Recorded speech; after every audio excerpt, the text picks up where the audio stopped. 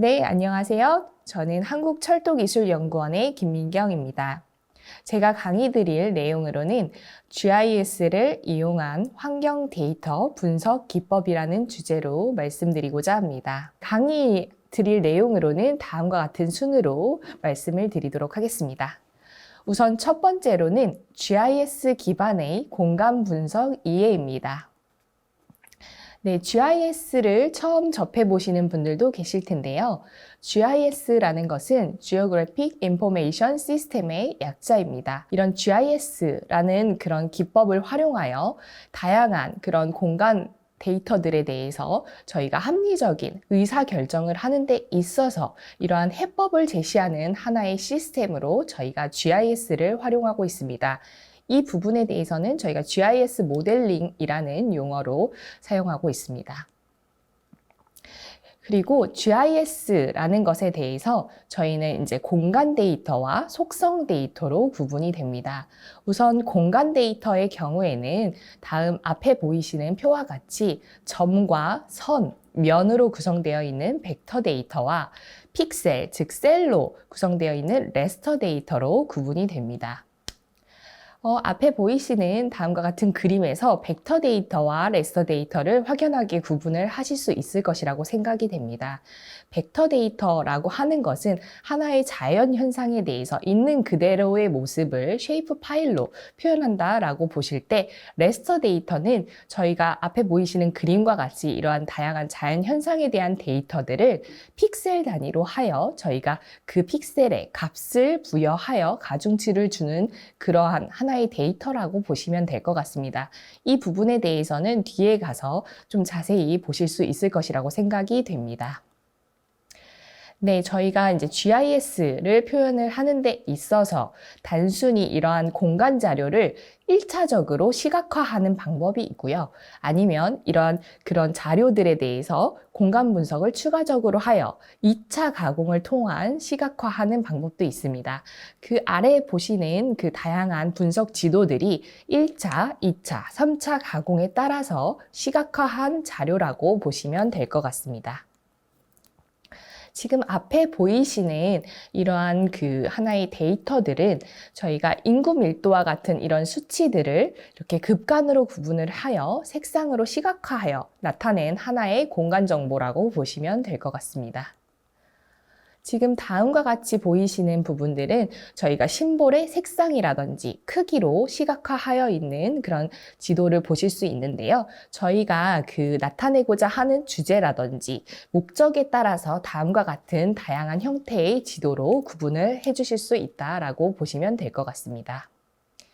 네, 지금 보이시는 거는 이제 차트의 심볼을 이용해서 저희가 보고자 하는 목적에 따라서 시각화한 하나의 지도라고 보시면 될 것 같습니다.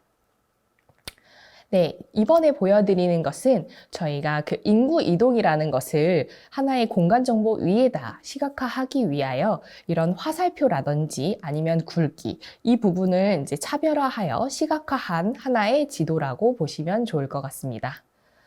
마지막으로 이 부분은 저희가 이제 교통사고라는 하나의 목적을 두고 이를 시각화하기 위해서 나타낸 지도이고요. 이런 부분과 관련해서는 이제 커널 덴서티라든지 아니면 하스판 분석, 이런 부분들을 많이 활용하고 있습니다.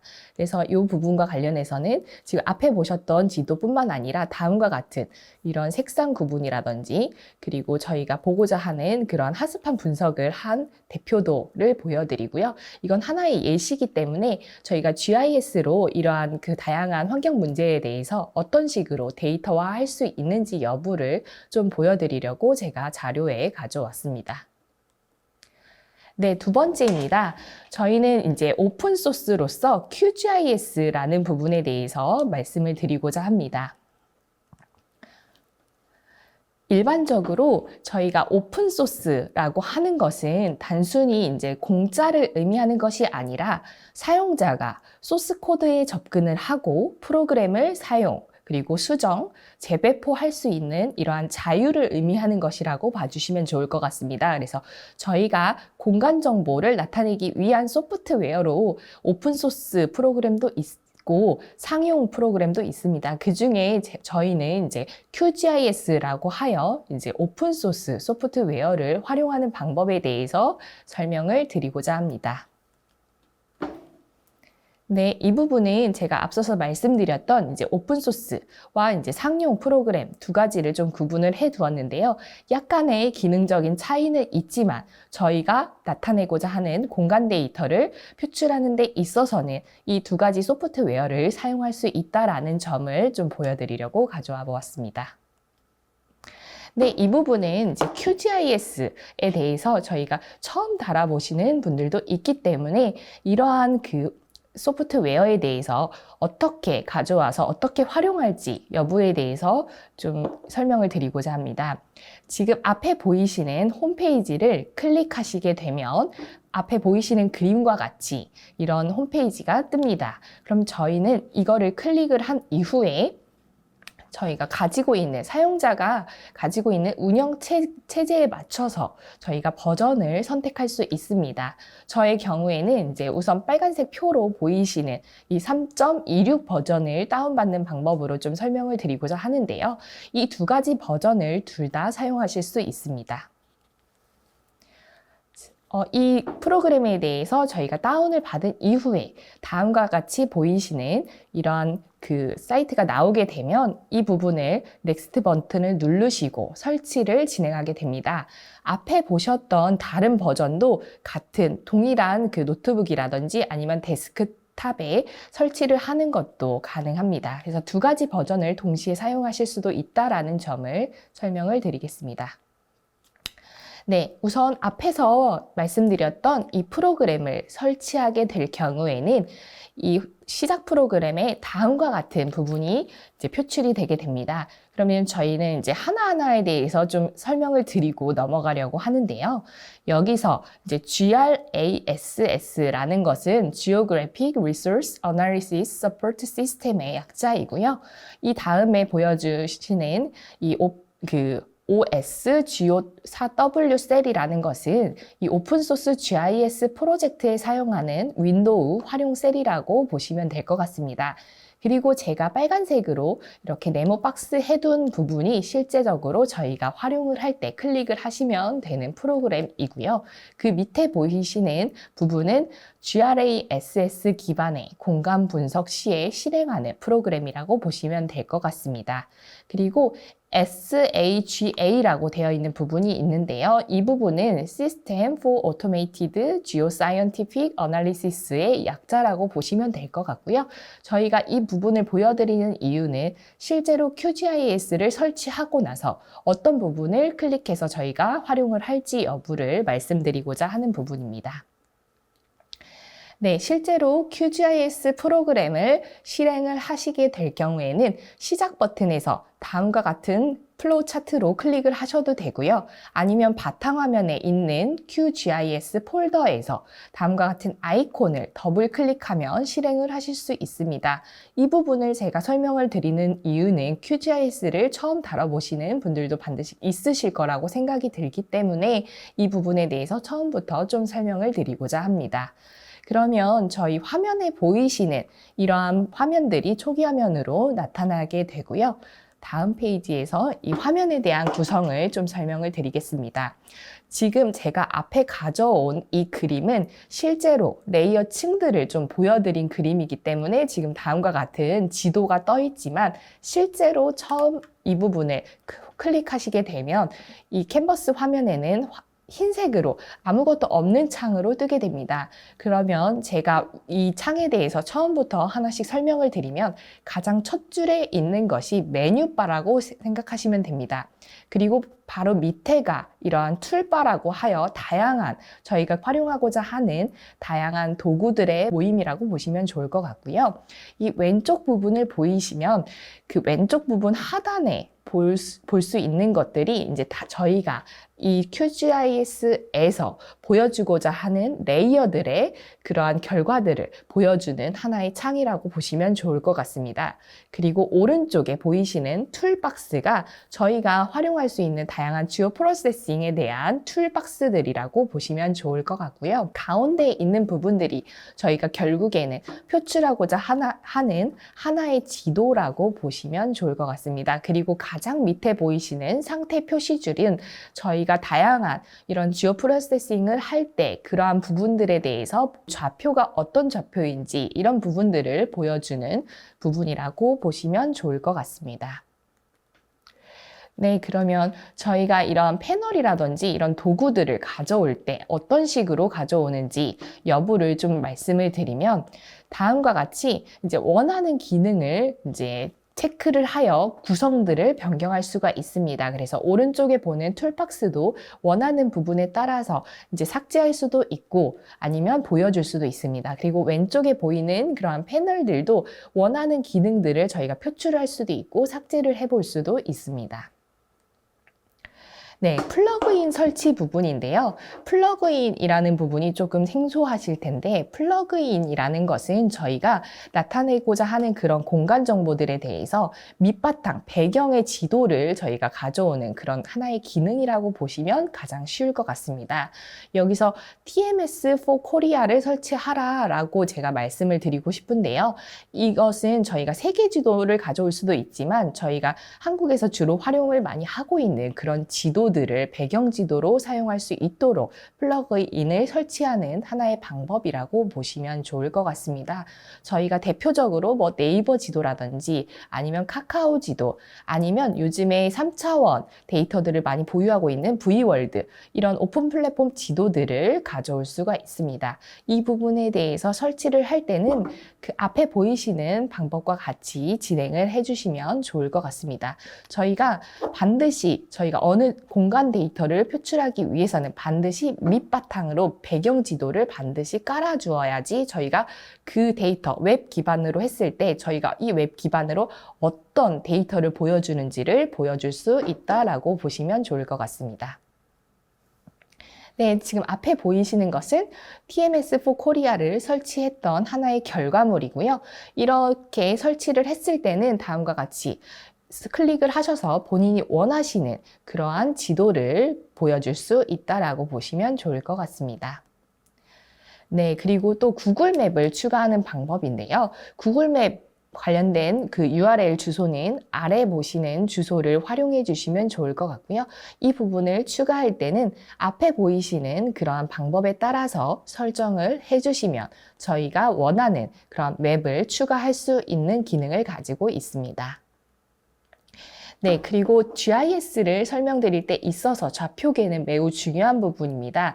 저희가 다양한 그러한 그 파일들을 가져온다라고 했을 때 이 각각의 그러한 쉐이프 파일들이 좌표계가 다 다를 수가 있습니다. 이럴 경우에 저희가 좌표계를 맞추지 않을 경우 이런 각각의 그런 레이어 층들이 각각 다른 위치에 캔버스 상에 위치할 수 있기 때문에 저희는 반드시 좌표계 부분에 대해서는 알고 가시면 좋을 것 같습니다.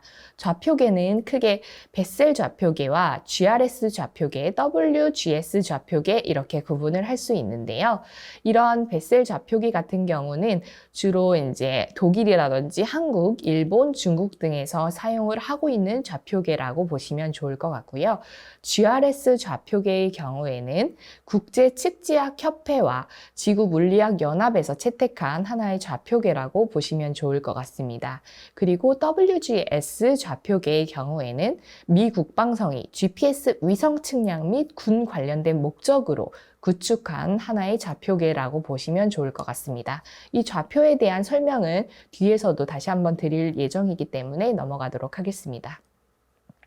네, 그러면 QGIS의 기능은 무엇인지 이 부분에 대해서는 지금 앞에 보이시는 주소에 들어가셔서 확인하실 수도 있지만 대표적으로는 이제 앞에 설명드렸던 부분과 같이 데이터를 본다든지 아니면 데이터에 대한 탐색 그리고 지도도 제작할 수 있습니다. 그리고 데이터를 생성하고 편집, 관리 그리고 내보내기 기능도 들어가 있고요. 데이터를 분석한다든지 아니면 온라인 맵을 발행한다든지 그리고 플러그인을 설치하여 이러한 확장 기능도 가지고 있습니다. 그래서 앞에 보이시는 다양한 기능들을 가지고 있는 오픈 소프트웨어이기 때문에 저희가 이러한 공간 분석, 환경 데이터에 대한 공간 분석을 하는 데 있어서 이러한 소프트웨어의 기능은 매우 다양합니다. 그래서 이러한 기능들을 활용하셔서 이런 분석에 활용하신다면 매우 의미 있는 연구가 되지 않을까 싶습니다. 네, 세 번째로는 오픈 데이터의 다운로드 및 활용 부분입니다. 네, 저희가 앞에서 이제 소프트웨어를 이제 다운로드하고 활용하는 부분에 대해서 좀 설명을 드렸는데요. 그러면 이러한 소프트웨어를 활용해서 저희가 데이터를 가져와서 분석을 진행을 해야 되는 부분이 있습니다. 그러면 이러한 데이터들은 어디서 다운을 받고 어디서 가져올 수 있는지 그리고 어떤 데이터들이 있는지 부분에 대해서 설명을 드리고자 합니다. 요즘에 다양한 기관들이 다양한 빅데이터를 구축하고 있으며 이러한 데이터들을 많이 개방하고 있습니다. 그래서 저희가 이제 대표적으로 보시면 뭐 교통 데이터를 볼 수도 있고요.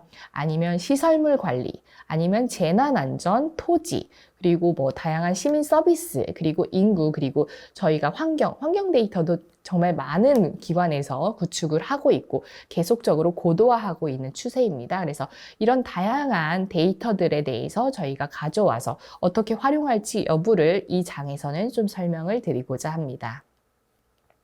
네, 그러면 이러한 공간 데이터들에 대해서 어떤 유형으로 어느 기관에서 공개를 하고 있는지 여부를 좀 설명을 드리고자 합니다.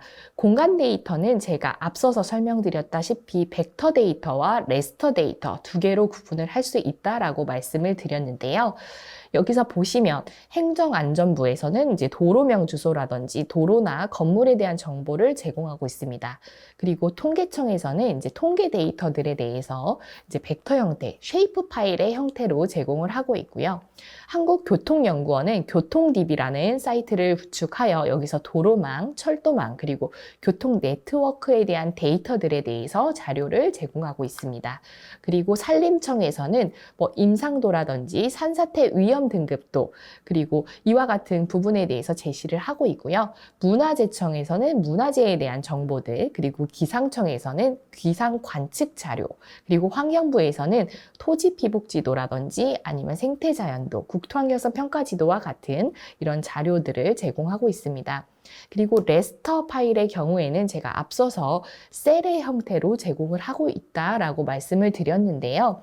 이 부분에 관련해서는 주로 위성 영상들이 주로 레스터 파일로 제공이 되고 있다라고 보시면 좋을 것 같습니다. 그래서 저희 국토정보 플랫폼이라는 곳에 들어가시게 되면 수치 지도라든지 항공사진, 그리고 DEM 지도 이런 지형도에 대한 자료를 받으실 수 있고요. 아니면 그 USGS라는 곳에 들어가시면 랜드셋 영상들에 대해서 다운을 받으실 수 있습니다. 앞에서 보신 이런 공간 데이터 외에도 저희는 텍스트 데이터로 지자체들이 많은 데이터들을 공개를 하고 있습니다. 앞에 보이시는 이제 국토교통부라든지 아니면 한국정보화진흥원 그리고 서울시, 세종시와 같은 곳에서 다양한 그 각각의 지자체들에서 이제 공개하고 있는 데이터들을 텍스트 데이터로 공개를 하고 있고요. 이러한 텍스트 데이터들은 저희가 GIS 상에서 각각 포인트들의 이런 속성 정보들을 입혀서 공간 정보로도 변환하여 활용할 수가 있다라는 부분이 있습니다. 이런 부분들을 어떻게 활용하는지 여부에 대해서는 제가 뒤장에서 말씀을 드릴 수 있도록 하겠습니다. 네, 앞에 보이시는 이제 다양한 주제도들이 있으실 것이라고 생각이 됩니다. 통계청에서 제공하고 있는 통계 지리 정보 서비스라든지 아니면 V월드라고 하여 여기서 3D 맵을 많이 제공을 하고 있는데요. 이 V월드에서는 다양한 기관들에서 구축하고 있는 다양한 데이터들을 전부 하나의 플랫폼에 모아놓고 있고요. 여기서는 이제 다양한 최신 주제도라든지 3D 맵 같은 거를 다운받으셔서 활용하실 수 있다라는 부분을 설명드리고자 합니다. 네, 그러면 각 기관별로 오픈되어 있는 이러한 빅데이터들을 어떻게 다운을 받는지 그리고 각 기관에서는 어떠한 형태로 제공을 하고 있는지를 하나씩 설명을 드리고자 합니다. 행정안전부에서는 앞서서도 도로명 주소 부분들을 이제 제공을 하고 있다라고 말씀을 드렸는데요. 데이터들은 이제 제공받는 그런 경로는 이런 개발자 센터에 들어가셔서 관련된 DB를 제공하고 있는데, 여기서 관련된 이제 그 연구자분들이 다운받고 싶은 그러한 주소를 다운받으시면 됩니다. 그리고 통계청에서는 국가통계 포털이라고 하여 이곳에 다양한 데이터들을 구축하고 있습니다. 그래서 저희는 주제별, 그리고 기간별, 그리고 과거, 이러한 시계열 데이터들을 이 통계청 사이트에서 다운을 받으실 수 있습니다. 그래서 다음과 같은, 앞에 보이시는 다음과 같은 경로를 통해서 저희가 자료를 받으실 수 있다라는 부분을 말씀드리고자 합니다. 네, 앞에 보이시는 이 그림은 한국교통연구원에서 제공하고 있는 국가교통 DB입니다. 국가교통 DB에서는 다양한 도로망, 철도망, 그리고 도로 이용 고객들에 대한 그런 경로라든지 이런 다양한 데이터들을 제공하고 있습니다. 저희가 이 데이터들에 대해서는 실제로 로그인을 하신 이후에 자료를 신청하실 수 있는 권한이 주어지고요. 다음과 같이 이제 교통통계에 들어가셔서 원하시는 데이터들을 클릭한 이후에 그 자료 신청을 하시면 되고, 하루에서 이틀 이후에 메일로 관련된 데이터들을 다운로드 받으실 수 있다라는 정보를 받으실 수 있습니다. 그 이후에 이 연구자분들께서 관련된 데이터를 확보하실 수 있다라는 부분을 말씀드리고요. 두 번째로는 또 산림청에서 제공하고 있는 산림공간정보 서비스라는 것입니다. 여기에서는 앞에서 보이시는 바와 같이 웹 기반으로 데이터를 공개하고 있습니다. 그래서 저희가 원하는 공간, 원하는 구역의 데이터들을 원하는 쉐이프 파일 형태로 다운을 받으실 수 있고요. 그 다운을 받기 전에도 웹 기반으로 하고 있기 때문에 시각화하여 데이터를 공개하고 있습니다. 그래서 이 부분들을 활용하시면 좋을 것 같고요. 실제로 여기서 다운로드 받으신 파일들을 QGIS에서 레이어로 가지고 오셔서 별도의 그런 분석을 수행할 수 있다는 부분을 말씀드리고자 합니다. 네, 앞에 보이시는 이제 문화재청에서 공개하는 이 문화재 공간 정보 서비스라는 것입니다. 여기에서는 이러한 문화유산에 대한 데이터를 개방하고 있으며 웹 기반으로 하고 있기 때문에 앞에서 보셨던 산림청 데이터와 같이 다음과 같은 지도 형태로 구축이 되어 있습니다. 그래서 그 연구자가 원하시는 그 공간에 대한 부분을 시각화하여 나타내고 있기 때문에 한눈에 확인을 하실 수 있다라는 장점을 가지고 있으며, 또 연구자가 원하는 공간에 대해서 쉐이프 파일 형태로 데이터를 다운받으실 수 있는 장점을 가지고 있습니다. 그래서 문화재 쪽에 데이터가 필요하다라고 생각하시면 이 문화재청 사이트에서 데이터를 확보하시면 될 것 같습니다. 그리고 오른쪽에 보이시는 이제 기상청에서 공개하는 기상자료 개방 포탈이라는 것입니다. 여기에서는 이 기상자료, 원하는 구간의 기상자료를 조회 및 발급할 수 있는 곳입니다. 그래서 기상청에서 제공하고 있는 다양한 그 공간의 그런 PM10, PM2.5, 뭐 CO2 정보들, 다양한 그런 기상자료에 대해서는 오른쪽에서 보이시는 이러한 포털에서 다운받으신 이후에 분석을 하시면 좋을 것 같고요. 기상 데이터에 대해서 분석하는 부분은 뒤에서 좀 말씀을 드릴 예정이기 때문에 그때 다시 한번 설명을 드리겠습니다. 네, 그 국토교통부에서는 국가공간정보 포털이라고 하여 다양한 데이터들, 국가공간에 대한 데이터들을 다운받으실 수 있는 하나의 플랫폼이고요. 저희는 오픈마켓에서 원하는 그 데이터를 검색을 하셔서 다운로드를 하실 수 있습니다. 만약에 이곳에서 검색이 안 된다라고 하시면 다른 그러한 플랫폼을 활용하셔야 되는 부분을 좀 말씀드립니다. 오른쪽에서 보이시는 한국정보화진흥원에서 공개하고 있는 공공데이터 포털입니다. 여기서는 공간 정보를 신청하시고 지도를 검색한 이후에 이제 원하시는 데이터를 다운받으실 수 있는 부분을 말씀드리고자 합니다. 네, 이 부분은 이제 환경부에서 제공하고 있는 데이터입니다. 환경부에서는 대표적으로 토지 피복 지도, 생태 자연도, 국토환경성 평가 지도 등을 이제 웹으로 구축하여 이제 공개를 하고 있습니다. 그래서 이 부분에 대해서는 실제로 이제 몇 년 주기로 고도화를 하고 있는 부분을 좀 말씀을 드리고요. 앞에 보이시는 지도는 국토환경성 평가지도 플랫폼이라는 것입니다. 이곳에서는 저희가 원하는 구간에 대해서 이 구간이 실제로 개발 가능성이 있는지 여부를 등급으로 보여주는 하나의 지도라고 보시면 좋을 것 같고요. 저희가 원하는 구간을 왼쪽에서 보이시는 이런 툴을 활용하여 선택해서 그 구간에 대한 등급을 확인하실 수도 있고, 저희가 원하는 데이터는 이곳에서 이제 다양한 정보들을 실제로 QGIS에서 레이어층을 만들어서 저희가 이 구간에 대한 데이터들을 도출하기 위해서는 이 사이트에서 원하는 구간에 대한 쉐이프 파일이라든지 티프 파일을 다운받으실 수 있습니다. 그래서 이 부분들을 다운받으신 이후에 실제로 QGIS에 가져오셔서 관련된 공간 분석을 진행해 주시면 좋을 것 같습니다. 네, 이 부분은 이제 수치 지도에 대한 부분인데요. 수치 지도는 국토지리정보원에서 구축하고 제공을 하고 있습니다. 수치 지도는 해상도에 따라서 1대 1000, 1대 5000, 1대 25000 다음과 같은 다양한 축척으로 제공을 하고 있으며, 뒤에서 이 수치 지도를 다운로드 하시는 방법에 대해서 설명을 좀 드리겠습니다.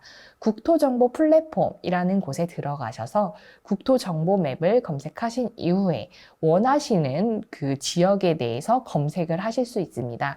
검색을 하신 이후에는 저희가 연속 수치 지도라는 것을 다운로드 받으실 수 있습니다. 대신 여기서는 저희가 도엽에 대한 그 번호, 도엽에 대한 그 수치들을 선택을 하신 이후에 다운로드를 하실 수 있기 때문에 도엽에 대한 그런 번호들을, 일정 번호들을 알고 계신다라고 하면 그 번호를 입력하셔서 다운로드도 가능할 수 있습니다. 그리고 이 부분에 대해서 다운로드 신청서를 작성하신 이후에 관련된 수치 지형도를 다운받으실 수 있다라는 부분을 좀 절차를 설명드리고자 하였습니다. 그리고 앞에서 제가 쉐이프 파일이라는 단어를 많이 썼을 텐데요. 이러한 쉐이프 파일과 티프 파일, 이 두 가지 형태가 있습니다. 주로 벡터 데이터는 쉐이프 파일이라고 보시면 될 것 같고요. 레스터 파일은 티프 파일로 제공이 되고 있다라고 보시면 좋을 것 같습니다.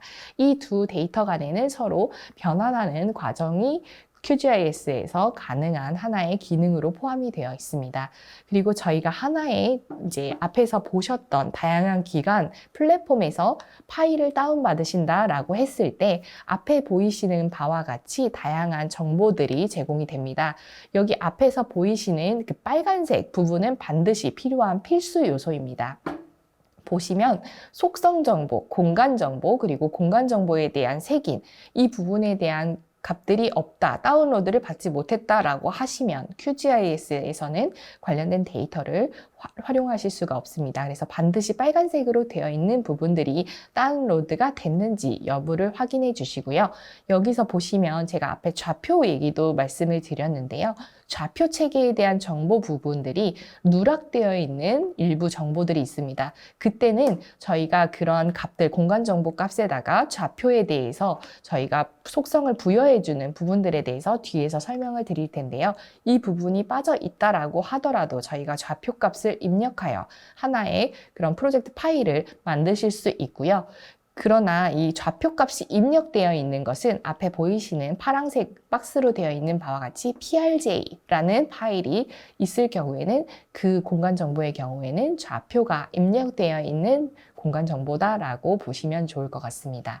그리고 쉐이프 파일의 경우에는 일반적으로 포인트, 그리고 멀티 포인트, 폴리라인, 폴리곤, 멀티 패치 다양한 유형을 사용하고 있기 때문에 일부 정보의 경우에는 포인트 값만 제공할 수도 있고 일부의 경우에는 폴리곤 형태 아니면 폴리라인 다양한 형태로 제공이 될 수 있다는 부분을 설명드리고자 합니다. 네 번째로는 수치 지도의 활용 및 투영법에 대해서 설명을 드리고자 합니다. 이 부분은 좌표계와 관련된 내용인데요. 내용을 보시면 수치화된 지도라는 것은 공간 데이터를 적정 공간 데이터 유형, 앞에서 벡터와 레스터에 대해서 설명을 드렸는데요. 이러한 유형으로 지도화한 것을 말씀을 드릴 수 있습니다. 저희는 하나의 이제 구형으로 되어 있기 때문에 이 부분들에 대해서 두 가지 도법에 대해서 설명을 드리고자 합니다. 우선 첫 번째는 메르카토르 도법이라고 합니다. 메르카토르 도법의 경우에는 다음과 같은 원통 투영법이라고 보시면 좋을 것 같고요. 이런 원통이라는 개념으로 이렇게 그 각각의 좌표들을 구축한다라고 했을 때 이 원통을 펼치게 되면 오른쪽에서 보이시는 바와 같이 이런 X축, Y축으로 표기를 할 수 있습니다. 이때 그림에서 보이시는 바와 같이 적도에서는 당연히 왜곡이 없는 현상이 발생되지만 북극이라든지 남극으로 갈수록 왜곡이 증대하는 현상들이 발생이 됩니다. 그러나 어느 정도 좌표를 맞추는 하나의 도법이라고 보시면 좋을 것 같고요. 두 번째는 앞에서 보신 그런 도법 외에 횡축 메르카토르 도법이라고 보시면 좋을 것 같습니다. 앞에서 말씀드렸던 메르카토르 투영법과 본질적으로는 동일하지만 이런 원통을 횡축으로 회전을 하여 투영을 하였다라고 보시면 좋을 것 같습니다. 이 경우에는 당연히 투영이 좌우선에서는 왜곡이 없겠죠. 그러나 동쪽이나 서쪽으로 갈수록은 왜곡이 증대하는 그런 현상이 발생되고 있습니다. 그래서 이런 어느 정도의 그런 오차가 발생되는 부분들은 이런 도법으로 설명이 되었다라고 보실 수 있을 것 같습니다. 그리고 이제 두 번째로는 이제 좌표 체계 부분에 대해서 좀 설명을 드리고자 합니다. 한반도 권역은 EPSG라는 코드로 이제 목록화해서 보실 수가 있습니다. 서부 좌표계의 경우에는 오른쪽 끝에서 보이시는 파란색 글씨를 좀 봐주시면 끝에가 5라는 숫자로 끝날 경우 서부 좌표계를 활용하는 부분이고요. 중부 좌표계의 경우에는 6이라는 수치로 끝납니다. 그리고 동부 좌표계의 경우에는 5187에서 7이라는 숫자로 끝나게 되고요. 동해 좌표계의 경우에는 8이라는 수치로 끝나는 그런 형태로 보일 수 있습니다. 그래서 다음과 같은 이런 EPSG라는 그 좌표들이 많이 활용되고 있음을 좀 설명을 드리고 있습니다. 네, 투영법이라는 것은 결국 좌표를 맞추는 것이라고 간단히 설명을 드릴 수 있습니다. 레이어의 좌표계를 부여하지 않을 경우에는 저희가 캠퍼스 상에서 저희가 원하는 그 위치에 대해서 보여줄 수가 없는 한계가 있습니다. 그래서 저희가 이 레이어를 저희가 캔버스 화면에 도출을 했다라고 했을 때 이 좌표계가 어떤 것인지 저희가 확인을 하시고 싶으실 경우에는 다음 보시는 그림과 같이 우클릭을 통해서 레이어 좌표계에 대해서 어떤 값으로 선정이 되어 있는지 여부를 확인할 수 있는 부분입니다. 그래서 다양한 한 개의 레이어만 있다라고 했을 때는 문제가 없겠지만 다양한 레이어들을 계속적으로 중첩해 나간다라고 했을 때는 이 레이어들의 좌표계가 동일해야 합니다. 그래서 이 부분들을 반드시 확인을 해 주실 것을 설명을 드리고자 합니다. 두 번째로는 프로젝트 좌표계에 대해서 실시간으로 이 부분에 대해서 변환을 할 수 있는 부분을 말씀드리고자 합니다. 그 부분과 관련해서는 프로젝트, 메뉴바의 프로젝트에서 그런 속성을 누르시면 이런 부분들에 대해서 좌표계를 변환할 수 있으며 저희가 가장 마지막 부분에서 보이시는 그런 도구바에서 이 어떤 좌표계로 변환이 활성화되어 있는지 여부를 확인할 수 있는 부분을 좀 설명드리고자 합니다. 또한 앞에서 한번 말씀을 드렸는데요. 좌표계 정보가 없는 레이어를 불러오게 될 경우에는 저희가 원하는 좌표계를 입력시켜 줄 수 있습니다. 이 부분에서는 설정에서 들어가신 이후에 옵션에서 좌표계를 선택해 주시면 되는 부분을 말씀을 드리고요. 현재 지금 좌표계가 정의되어 있다라는 것을 이제 define projection 됐다라고도 이제 말씀을 드릴 수 있고요. 이 부분과 관련해서 좌표계가 없었다라고 한다면 다음과 같은 과정을 거쳐서 PRJ 파일을 생성할 수 있는 부분을 좀 설명드리고자 합니다.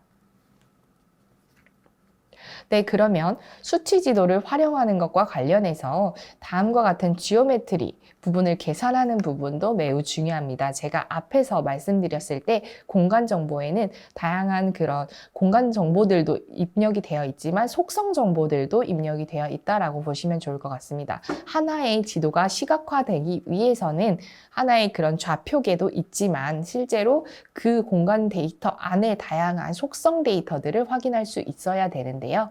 이러한 속성 데이터들을 열기 위해서는 그 아래에 보시는 그런 절차대로 진행을 해주시면 되고요. 이런 속성 테이블을 열게 되면 저희가 원하는 그런 데이터들을 하나의 엑셀 형태로 제공이 된다라고 보시면 좋을 것 같습니다. 이때 저희가 원하는 필드를 추가할 수도 있고요. 삭제할 수도 있는 기능을 가지고 있습니다. 네, 그리고 이러한 필드 속성 값에서 저희가 뭐 두 가지 값들에 간에 이러한 계산도 직접 해볼 수 있는 부분이 있고요. 이때는 필드 계산기라는 그러한 하나의 툴을 활용하여 값을 도출하실 수도 있습니다. 그리고 여기서 보시는 거는 저희가 많이 활용하게 되는 하나의 지오메트리인데요. 어떤 그 레이어에 대해서 면적이라든지 둘레를 계산하기 위해서는 앞에서 보이시는 바와 같이 이러한 속성값에 대해서 계산을 한 이후에 그리고 하나의 레이어로도 별도로 등록을 하실 수 있다라는 부분을 말씀드리고자 합니다. 그리고 이 각각의 레이어, 그 속성 값들에 대해서 저희가 뭐 이름을 변경을 한다든지 아니면 이 부분에 대해서 편집을 해서 다른 이제 두 데이터 간에 뭔가 그런 하나의 지오메트리를 설정을 한다라고 했을 때 이런 부분에 대해서 이제 실제로 활용하는 부분들에 대해서 이제 앞에 그림으로 좀 나타내 보았습니다. 네, 다섯 번째로는 이제 각각 벡터 데이터에 대한 속성과 스타일에 대해서 말씀을 드리고자 합니다. 네, 그러면 저희가 이 속성에 따라서 다양한 피처를 어떻게 편집하는지에 대해서 좀 설명을 드리겠습니다. 앞에 보이시는 바와 같이 이제 속성 테이블을 열게 되면 저희가 원하는 객체를 선택할 수가 있습니다. 이 객체를 선택한 이후에 저희가 원하는 객체를 선택하고 싶을 경우에는 직접 입력을 하셔도 되지만 저희가 오류가 발생될 수 있는 부분이 있기 때문에 실제로 원하는 그런 필드 값들을 클릭하셔가지고 가져오시는 게 오류 발생을 줄이는 데 가장 좋은 점이라고 보시면 좋을 것 같습니다. 네. 앞에서 이제 선택했던 각각의 객체들에 대해서 저희가 원하는 그러한 객체, 그 피처에 대한 객수를 저희가 위에 값들에서 확인을 바로 하실 수 있는 기능도 가지고 있고요. 저희가 선택한 객체만을 저장해서 별도의 쉐이프 파일로도 저장할 수 있는 기능을 가지고 있습니다. 또한 저희가 예를 들어서 이제 뭐 아파트 반경 10m에 속하는 가로등을 찾아보자 라는 실습을 하게 된다라고 했을 때 원하는 레이어를 선택을 해서 속성 테이블을 연 이후에 다음과 같은 그런 기능들을 포함하는 것을 선택을 할 수가 있습니다. 그래서 특히 이 10m 반경 부분에 속하는 그러한 데이터들을 찾기 위해서는 버퍼 기능이라는 것을 실행하셔야 되는데요. 버퍼 기능은 다음과 같은 형태로 진행을 해주시면 됩니다. 또한 버퍼에 대해서 설정을 하는 부분에 관련해서는 원하시는 수치를 지금 앞에 보이시는 빨간색 블록으로 제가 표기를 해두었습니다. 여기 그 QGIS에서 활용하고 있는 단위는 미터 단위라고 보시면 좋을 것 같고요. 이 단위를 설정하셔서 입력하신 이후에 하나의 출력 파일로 저장 및 열기를 할 수 있습니다. 앞에 보이시는 부분들은 여기서 이제 저희가 10m에 속하는 가로등을 찾아야 된다라고 했을 때 인터섹트라는 기능을 활용하는 부분을 좀 보여드립니다. 이런 부분에 대해서는 저희가 지오메트리 계산하는 부분들에 대해서는 다다음 장에서 좀 설명을 드리겠습니다. 네, 그래서 다음과 같이 저희가 원하는 데이터를 확인할 수 있는 부분들을 하나의 예시로 가져와 보았습니다. 이 부분들은 실제로 보시면서 한번 직접 적용을 해보시는 게 가장 좋을 것 같습니다. 그리고 저희가 이제 벡터 데이터에 대해서 이렇게 레이어 꾸미기라는 기능이 있습니다. 저희가 앞에서 플러그인을 통해서 다양한 배경 지도를 다운로드 했던 것을 아마 기억을 하실 것이라고 생각이 됩니다. 그래서 이런 플러그인을 설치하셔서 관련된 배경 지도를 활용하신 이후에 저희가 원하는 다양한 공간 데이터를 이런 배경 지도 위에 올려놓을 수 있는 기능들을 설명을 드리는 것이고요. 이러한 배경 지도를 활용하는 데 있어서 앞에서 설명드렸던 TMS4 코리아 같은 경우는 카카오 맵, 네이버 맵, 그리고 V월드 맵이 대표적인 것이고요. 저희가 세계 지도로는 뭐 구글 맵, 아니면 애플 맵, 그리고 위키미디아 같은 것들이 있는 것을 좀 보여드리고자 가져와 보았습니다.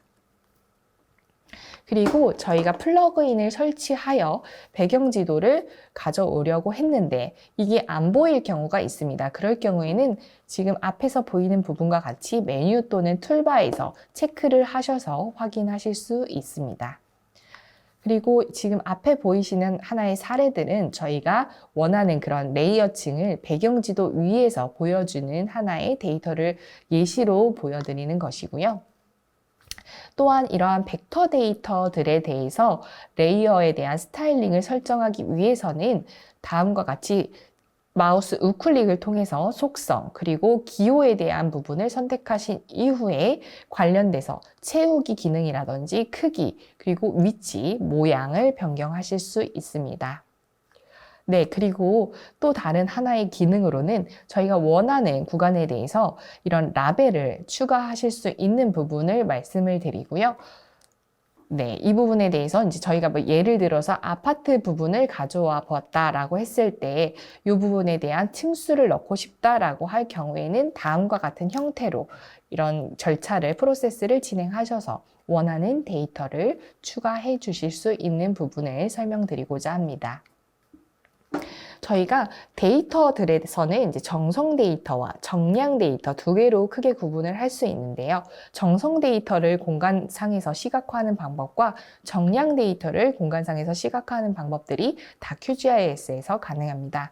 우선 첫 번째로 정성 데이터에 대해서 뭔가 시각화할 수 있는 방법들을 좀 말씀을 드리면 저희 앞에 보이시는 하나의 사례와 같이 서울시에 있는 하나의 각각의 그 구에 대해서 저희가 색상을 부여하여 분류를 한다라고 했을 때는 다음과 같은 절차를 통해서 저희가 해당하는 구별로 색상을 이렇게 부여하여 분류를 해볼 수 있다라는 부분을 하나의 사례로 가져온 부분이고요.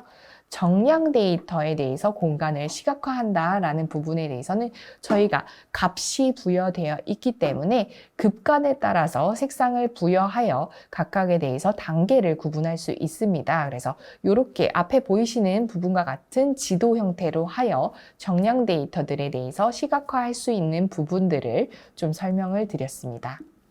네, 여섯 번째로는 앞에서는 벡터 데이터였는데요. 이제 레스터 데이터에 대한 편집과 스타일 부분에 대해서 말씀을 드리고자 합니다.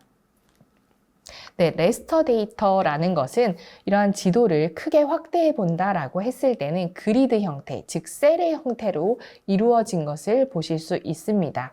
그래서 저희가 어느 여러 가지의 데이터들을 중첩한다라고 했을 때는 벡터 데이터가 아닌 레스터 데이터로 다 변환을 해서 하나의 동일화된 지도로 구축을 하는 것이라고 보시면 좋을 것 같고요. 이 부분에 대해서 좀 설명을 드리겠습니다.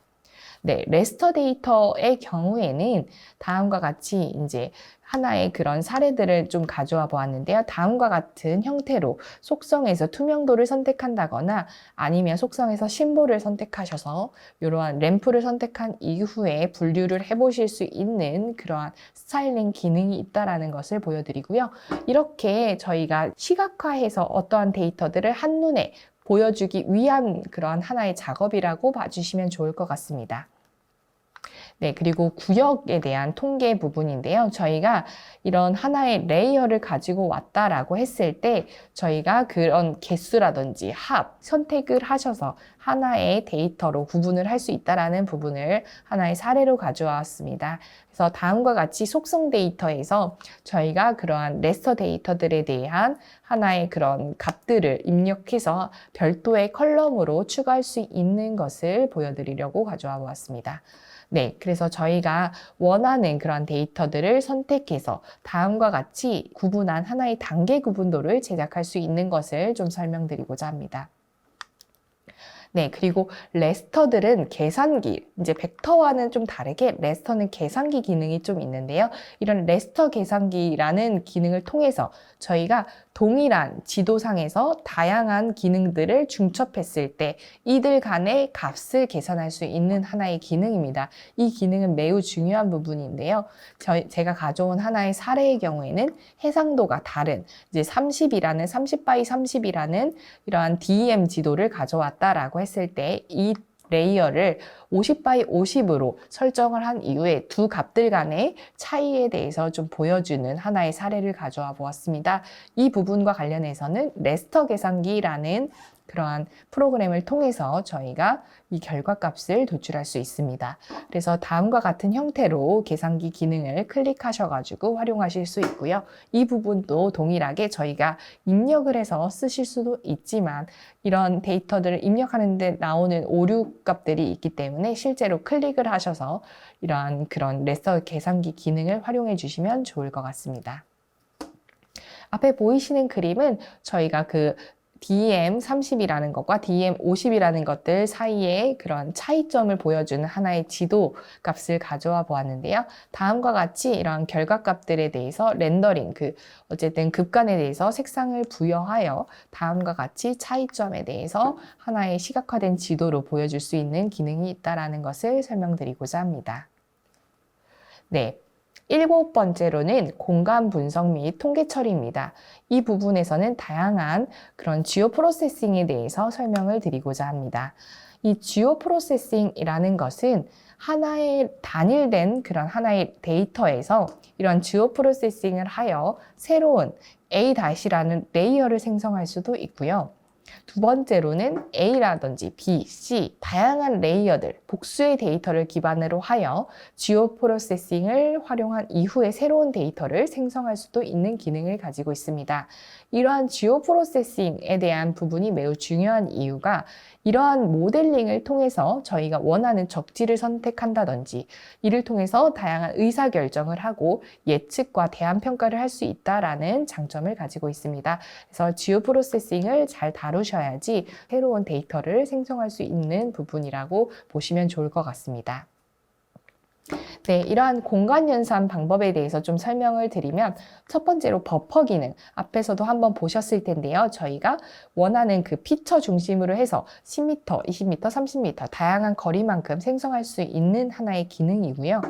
두 번째로 인터섹트라는 기능은 A 레이어와 B 레이어가 있다라고 했을 때 이 부분에 있어서 만나는 교차 지점, 교집합되는 부분이 아웃풋으로 나오는데 이때의 기능은 이 A와 B 두 레이어의 속성을 모두 유지한다라는 기능이 있습니다. 그래서 이 부분은 또 클립이라는 기능이랑도 비교를 한번 해보시면 좋을 것 같습니다. 세 번째로 클립 기능의 경우에는 인풋이라는 A 레이어와 중간에 겹쳐지는 B 레이어가 있다라고 했을 때 저희가 B 레이어 형태로 이제 도출이 되지만 A라는 입력 레이어의 속성만 유지하는 기능을 가지고 있습니다. 그래서 이 세 가지 기능들을 보시고요. 두 번째로 넘어가시면 유니언 기능이 있습니다. 유니언 기능이라고 하는 것은 이 입력된 두 개의 피처들의 합집합을 추출하는 것이라고 보시면 좋을 것 같습니다. 그래서 두 레이어의 속성이 모두 유지되는 특징을 가지고 있고요. 그리고 또 디졸브라는 기능의 경우에는 여러 가지 속성이 가지고 있는 이러한 피처들을 하나로 합쳤을 때 유사한 속성들의 경우에는 합쳐지는 하나의 기능이라고 보시면 좋을 것 같습니다. 그래서 인풋과 아웃풋에 대한 다음과 같은 그림을 확인해 주시면 좋을 것 같습니다. 또한 이레이저 기능인데요. 이 부분은 삭제되는 A라는 입력값과 그 이후에 도출되는 두 가지 레이어가 겹쳐진다라고 했을 때 이레이저 기능은 해당 부분 A 레이어에서 추가되는 하나의 레이어가 삭제되는 기능이라고 보시면 좋을 것 같습니다. 그리고 Symmetrical Difference 같은 경우는 대칭 기능이라고 보시면 좋을 것 같은데요. 대칭되는 부분이 삭제되는 하나의 기능이라고 보시면 좋을 것 같습니다. 네, 그리고 마지막으로 머지 기능이 있습니다. 머지 기능 같은 경우는 두 개의 레이어가 조인이 되면서 하나의 새로운 레이어, 아웃풋이 나오는 그러한 연산 과정이라고 보시면 좋을 것 같습니다. 네, 그리고 앞에서 제가 인터섹트와 클립이라는 기능을 좀 비교해 주시면 좋을 것 같다라고 말씀을 했는데요. 저희가 이제 하나의 사례로 가져왔는 그러한 실습 부분이 있습니다. 이 부분은 예를 들어서 한강을 통과하는 서울시의 행정구역을 찾아보자 라고 했을 때 인터섹트의 기능에서 보시면 교차하는 교집합을 뽑아내는 것인데요. 이 교집합을 뽑아내지만 여기서 보이시는 속성 정보에서 보시면 저희가 그 교집합에 대해서 뽑았을 때 A라는 레이어와 B라는 레이어의 속성 값들이 다 나타나는 것을 확인할 수 있습니다. 반면에 클립이라는 기능의 경우에는 저희가 교차하는 레이어만 뽑아냈지만 그 중에 저희가 다음과 같이 맨 처음에 입력됐던 A 값에 대한 레이어만 기록이 된다라고 보시면 좋을 것 같습니다. 그래서 인터섹트와 클립의 기능은 반드시 비교를 하셔서 실제로 이런 연산에 활용을 해주시면 좋을 것 같습니다. 네, 이 부분은 공간 통계 부분인데요. 저희가 뭐 히트맵이라는 부분이라든지 이런 거를 사례로 제가 첫 번째로 보여드렸었는데 이 부분들에 대해서 작성하는 부분에 대해서 가져와 보았습니다. 그래서 이 부분은 다음과 같은 절차로 진행을 할 수 있고요.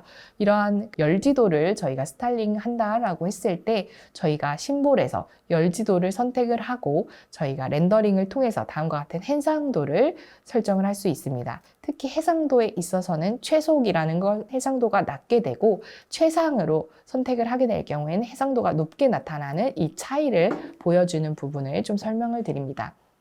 네, 제가 기상 데이터에 대해서 이제 공간 보관을 많이 하는 것으로 제가 가장 처음에 설명을 드렸는데요. 그 부분과 관련해서 보관법은 무엇인지에 대해서 좀 설명을 드리고 이 부분을 좀 안내를 드리고자 합니다. 보관이라는 것은 앞에 보이시는 바와 같이 실제로 관측을 통해서 얻은 지점값을 이용을 해서 관측하지 않은 보관함수를 적용해 추정하는 이렇게 어림짐작하는 하나의 계산법이라고 보시면 좋을 것 같습니다. 이때 공간보관법이라는 것은 공간상에서 근접한 지점일수록 멀리 떨어진 지점보다 유사한 값을 가지는 이러한 자기 상관성에 따라서 보관법을 활용하여 실제로 실측하지 않은 지점의 값을 추정하는 하나의 방법을 말씀을 드립니다. 이때 지금 앞에 보여드리는 사례와 같이 이런 서울시 연평균 지도를 만든다라고 했을 때 저희가 에어코리아에서 제공하고 있는 그러한 데이터들은 다음과 같은 점의 형태로 구성이 됩니다. 이 하나의 점이 해당 구간을 다 설명을 할 수가 없거든요. 그래서 요즘에는 뭐 이동 측정 차량을 활용한다든지 이를 통해서 저희가 원하는 구간에 대한 데이터를 얻고는 있으나 실제로 만약 그게 어렵다라고 했을 때는 다음과 같은 공간보관법을 활용해 주시면 좋을 것 같습니다. 그래서 이런 공간보관법을 적용을 했을 때는 왼쪽에서 보이시는 이러한 관측망 데이터를 오른쪽과 같은 하나의 분포도 기온 분포도로 설명을 해볼 수가 있습니다. 그래서 이런 공간보관법이 사용이 되고 있다는 것을 좀 말씀드리고자 가져와 보았습니다. 다음과 같이 이제 공간보관법을 활용한다라고 했을 때 다음과 같이 로딩을 해볼 수 있습니다.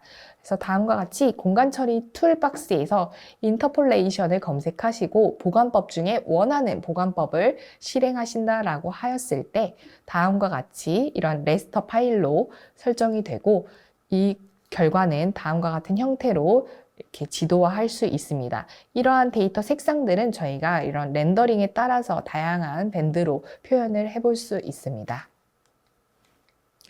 네, 이 경우에 저희가 이런 공간보관법을 활용하여 이런 서울시 전 구간에 대해서 하나의 이제 기온 분포도를 작성한 사례로 말씀을 드리고요. 이 부분에 대해서는 이제 다양한 연구에서도 많이 활용이 되고 있는 기법이기 때문에 좀 실제로 적용을 해보신다면 좀 의미가 있을 것이라고 생각이 됩니다.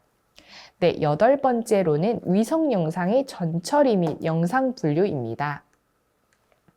네, 앞에서는 주로 저희가 뭐 이제 벡터 데이터라든지 레스터 데이터 위주로 이제 좀 설명을 드렸는데요. 저희는 이제 위성 영상에 대해서도 이제 자료를 다운받아서 원하는 그러한 랜드색 데이터들을 좀 받으실 수 있거든요. 그래서 이런 데이터들을 실제로 어디서 다운로드를 하고 어떻게 활용을 하면 좋을지를 간단히 설명을 드리고자 합니다.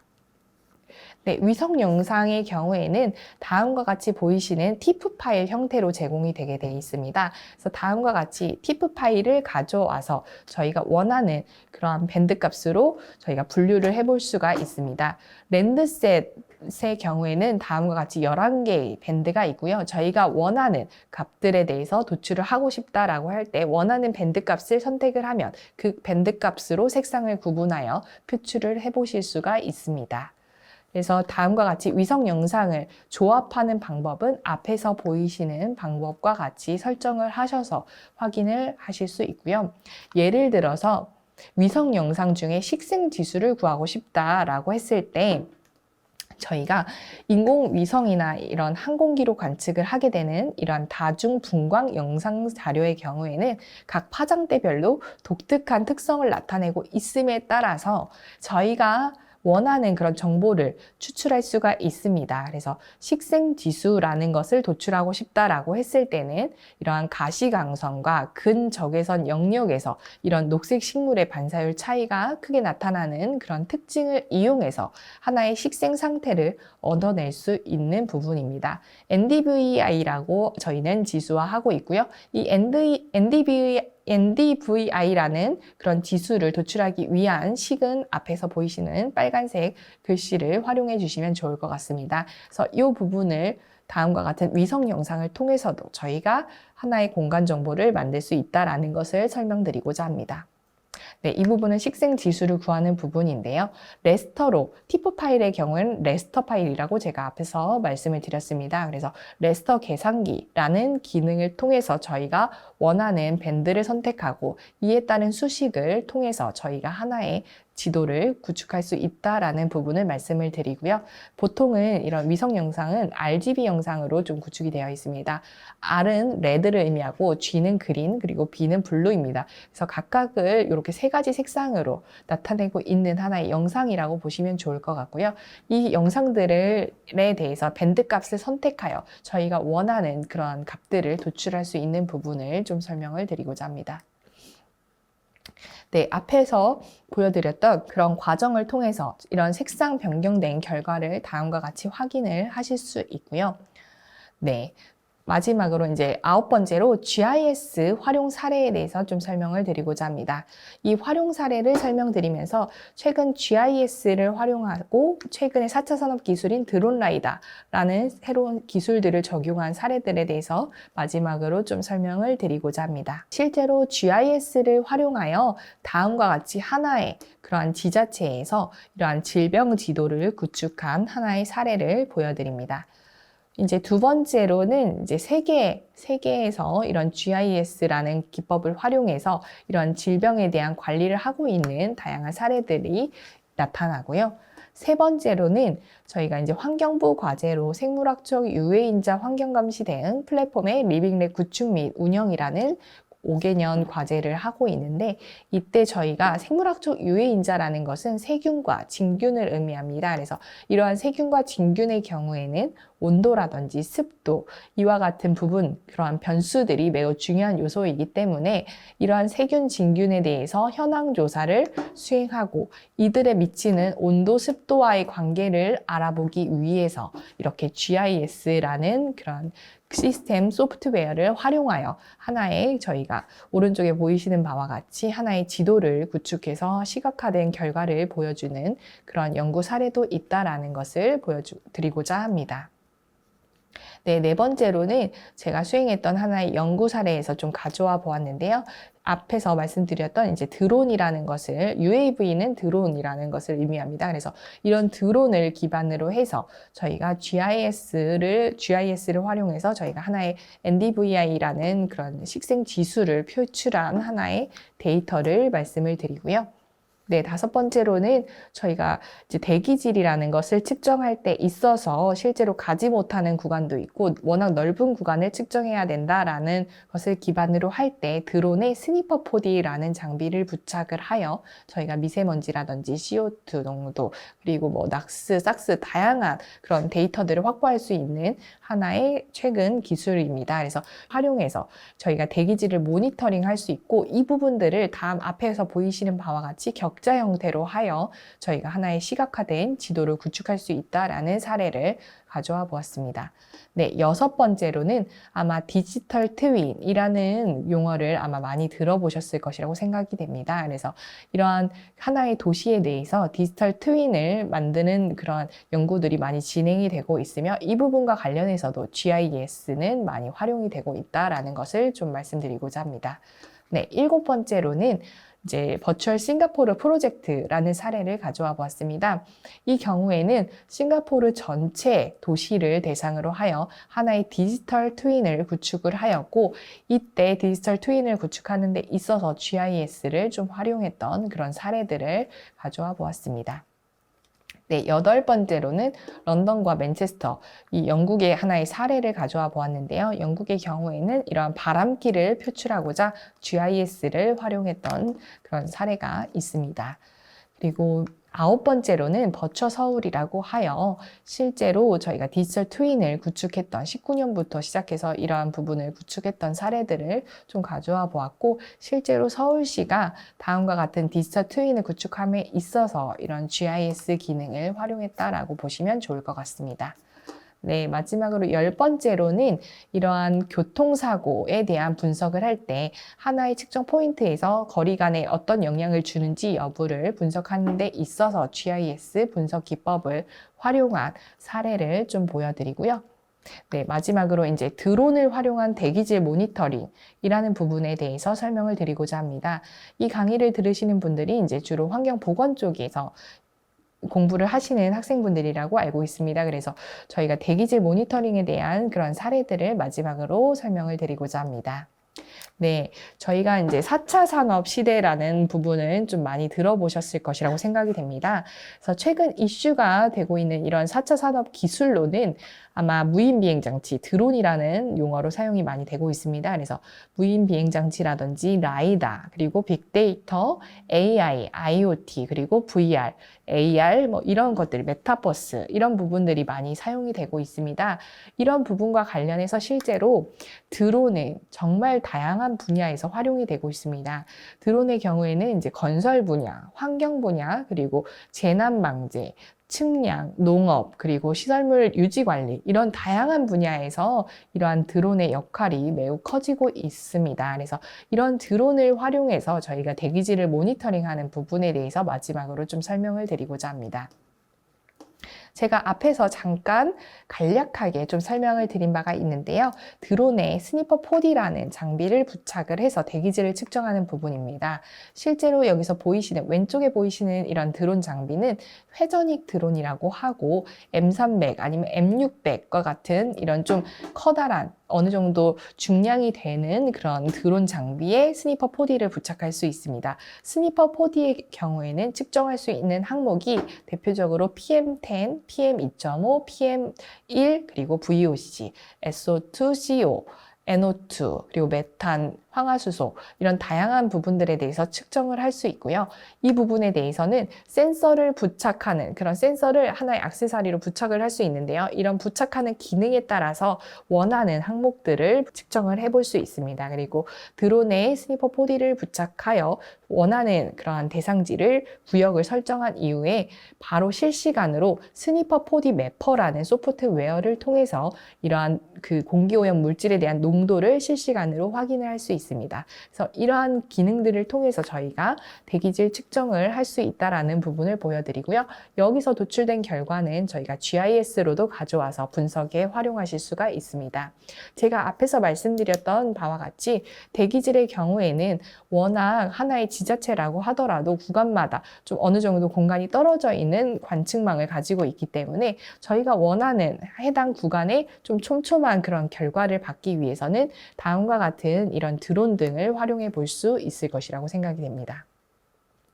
네, 그래서 저희가 이런 드론이라든지 아니면 이동 측정 차량이라든지 이런 부분을 통해서 실시간으로 대기질에 대한 모니터링을 수행할 수 있고요. 이 부분과 관련해서는 앞에서 보이시는 바와 같이 원하는 구간의 격자 형태, 픽셀 형태로 해서 그 부분에 대한 평균값을 다음과 같이 색상으로 표출을 할 수 있습니다. 이 부분에 대해서는 저희가 이제 매우 나쁨부터 매우 좋음까지 이렇게 구간을 구분해 볼 수 있는 것이 있고요. 이를 통해서 저희가 유해 물질에 대한 배출을 실시간으로 감시한다든지 조사를 할 수 있는 기능을 가지고 있습니다. 네, 그리고 저희가 이제 도출된 하나의 그 결과값을 2D 형태뿐만 아니라 앞에서 보이시는 바와 같이 3D 형태의 이렇게 시각화된 자료로도 볼 수 있는 기술들이 점점 개발이 되고 있고요. 이제 앞에 보이시는 바와 같이 하나의 그런 통의 형태로 하여 저희가 이런 대기질 데이터에 대해서 이렇게 시각화하여 3D 형태로 구축을 할 수 있다라는 부분을 설명드리고자 합니다. 네, 제 강의는 여기까지였고요. 혹시 실제로 이제 이런 QGIS를 다뤄보시고 데이터를 다운로드해서 뭔가 하나의 그런 목적, 주제에 따라서 하나의 그런 프로젝트를 한다라고 하셨을 때 좀 어려움이 있다거나 아니면 또 궁금한 사항이 있다라고 하실 때는 앞에 보이시는 메일로 연락을 주시면 좋을 것 같습니다. 네, 제 강의는 여기까지입니다. 감사합니다.